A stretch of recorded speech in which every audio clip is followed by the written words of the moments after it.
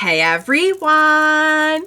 Welcome back. I am back today with more of the Promised Neverland. Finally, you guys, I'm so excited to see what in the world is going on and what is going to happen next. If you're joining me early today, you already know what that means. It means you are one of my awesome patrons. Thank you so much, and as always, I'm sending you up those big old hugs right through that screen. And if not, still thank you for joining me today. I'm glad you're here. I do hope you'll consider supporting me that way. The link to my Patreon is going to be in the description down below. So, wow, guys, it's been an interesting past couple of weeks because I was so looking forward to finding out about the huge bombshell that they dropped on us at the end of the last actual episode of Promised Neverland, which was that Norman is still here and he's still alive, and he's been out there and he's been looking for them. And I go to get it all set up and ready to watch last week, and I'm like, where's episode 6? So there was a 5.5 kind of episode, which I was told, I did not end up watching it. I was told it offered really no new info. It was more or less just a kind of review / clip show. So I went ahead and passed on that in favor of just jumping right back into the story this week. So I have no idea what's going to happen or how they're going to explain this, but I do know that, like, in my heart, I felt like it was important that they never showed us Norman dying, you know?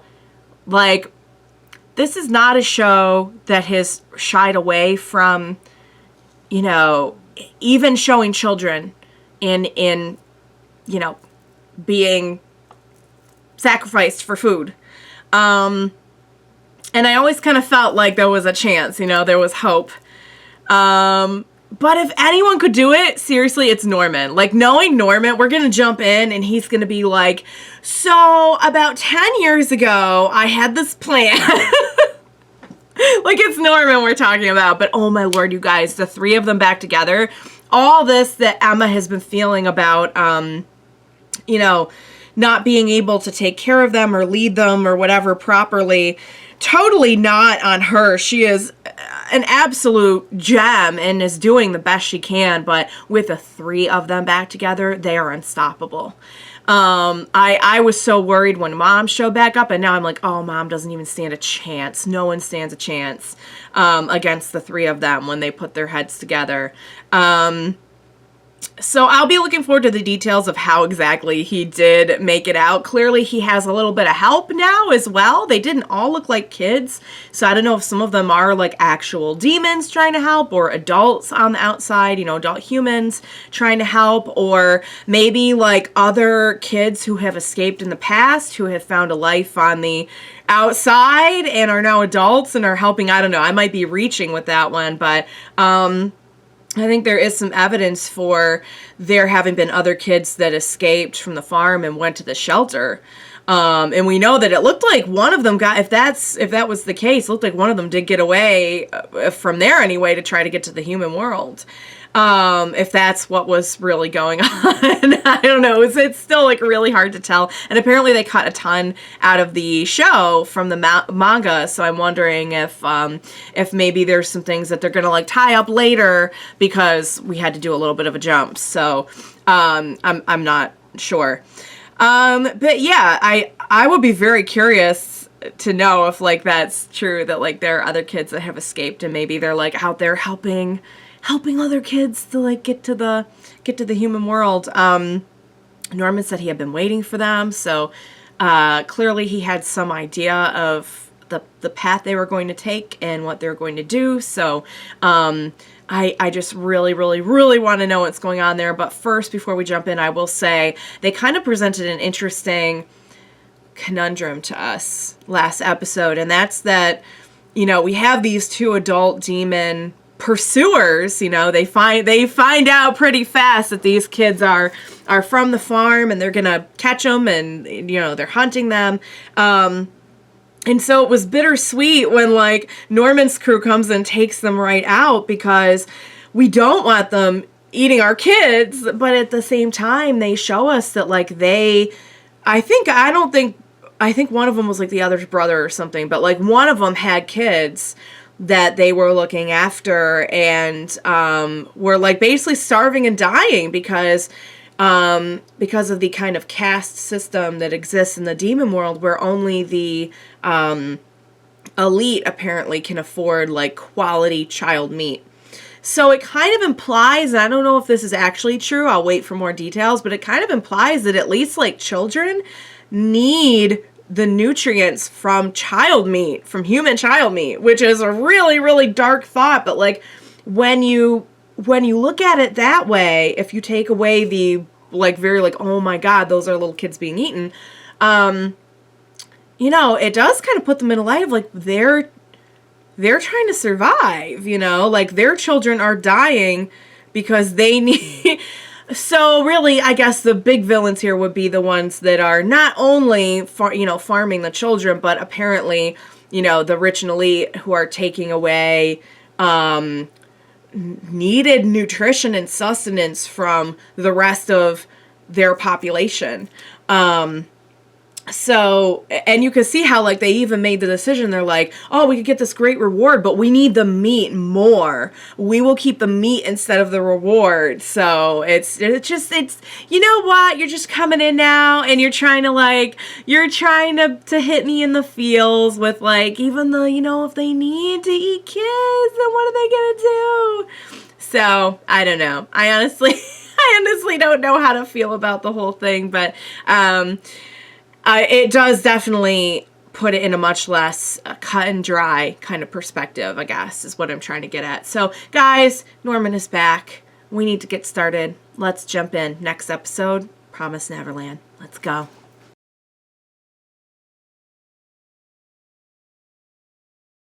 All right, you guys. Wow. Oh, man. This is The Promised Neverland. The show where we take 2 steps forward and like 10 steps back. And that's not exactly what we did this time, because if you're looking at it from a purely tactical point of view of how are our kids going to get out alive, this is it. I mean, this is going to take effect like pretty freaking fast, apparently. And, you know, our human kids will just retake the world and live out good, happy lives, and everything will be great. However, it is several steps back when you consider everyone was so kind of in sync the last time we had all 3 of them together. And to be honest, I always felt like Ray was more the one who was like, whatever needs to be done, needs to be done. And Norman could be that calculated, but always had Emma to buffer that. I feel like he was always like, he was very he was naturally more gentle and everything, I feel like, than maybe like Ray, but he always did have the influence of Emma to kind of inspire him to move forward. What we have inspiring him to move forward now is still Emma, and knowing that he's going to be protecting her and the other kids and everything, but clearly he's surrounded by a lot of very broken, tortured, tormented, and revenge-hungry kids. And I'll be totally honest, I don't blame them a bit. I do not blame them a bit. However, Ray made an excellent point when he said, like, this is what war is like. Who has more right to live than another? And just because a group of people is not all bad, does that mean that we should ignore the actions that are being taken against our people by some of their people? And it just gets very, very philosophical. And I'm watching a few other shows where we're just dealing with like oppression and hatred and what that looks like, and what do you do? What do you do in the face of that without losing who you are? They have the opportunity here to rewrite their entire story, and I want them to write one that they're proud of, because I think so often it happens in war that, like, you do what needs to be done so that others can benefit, but the people who actually do that and make those decisions, like, what are they losing, you know? And I don't want to see that happen to Emma. I don't want to see that happen to any of our kids. I don't want to see it happen to Norman. I have this terrible suspicion that they really tortured Norman, and he's just not telling her. Does anyone else feel that? Am I alone in that? I feel like I'm not alone in that. Maybe I'm alone in that. You let me know. Okay, so they were doing experiments to try and optimize the mass production, which makes sense because how else are they going to... They're running farms. How else are they going to make them the most efficient without having some kind of testing system in place? It makes a lot of sense. So they sent him there. Was it Mom's doing that he didn't just get shipped right off? That he didn't just get killed? Was that Mom's doing? I don't know. I mean, I think it probably was.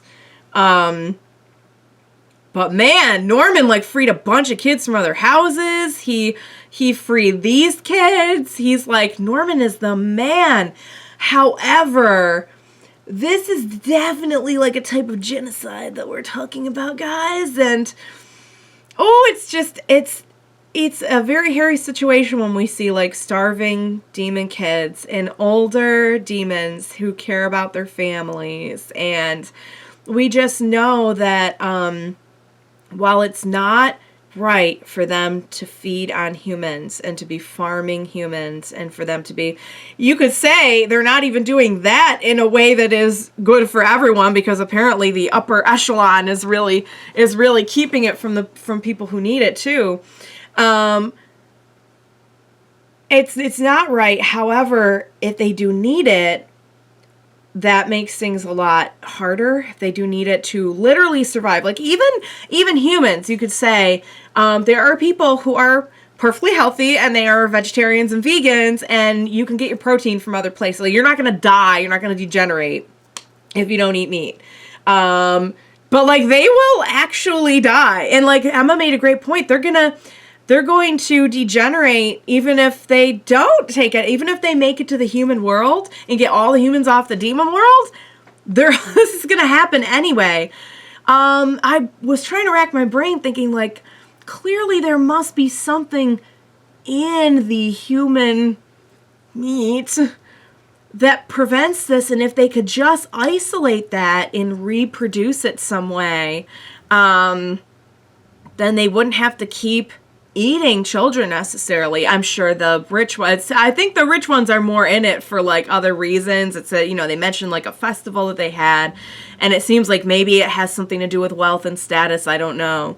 But at the very least, like, we wouldn't have like young children and families like dying because of it. You know what I mean? Or degenerating, I guess, means that they lose all of their intelligence and they just kind of like devolve into animals and attack each other. So ultimately death, I would say, or at least like not a great life, but so let's talk about Sonju and Mujika, because we know they have not been eating humans for a while. They've been surviving off of animals, and apparently there is like an ancient way that promotes that. So historically, I don't think demons did eat. I don't think they needed to eat humans in order to have intelligence. Like, that's just my going theory. I don't really know any more of the deeper details about it. But if historically they didn't have to, what if they started eating human meat and became dependent on it, and they have like evolved into that? Is there a way we could get them back to where they were ancestrally, and as soon as they bring that up, of course it's not going to be like I see. Let's just go meet these demons and see what they're about, and clearly we can just find another way. No, of course there's something. The evil-blooded girl, what in the world could that mean? Is she some product of some experiment or something that like is a demon that doesn't need to? Is she like a demon-human hybrid? Is she Sonju, I feel like I got more of the impression that he was a straight-up demon following this religion. Mujika, I don't know what her deal is or where she came from or what. I don't think they said that they were related in any way, so they're just like, we really don't know any details except that she is evil-blooded, apparently, which to me says something about like her she's not pure demon, or there's something done to her that makes her blood evil. All right, guys. We knew this wasn't going to be like, yeah, Norman, everything's great, everything's good. Like, oh my God, I'm so happy Norman's alive. But wow, we have taken things in another dark direction. Just when you thought the show couldn't get much darker, guys, don't tempt it. Don't challenge it. It will find a way. So, all right, guys, I just say I enjoyed that episode. It's kind of weird, but I really enjoy watching this show, and I really got a lot out of that episode. I cannot wait to see what happens next. As always, thank you so much for joining me today. Please be sure to join me next time, and we will watch it together. Bye for now, guys.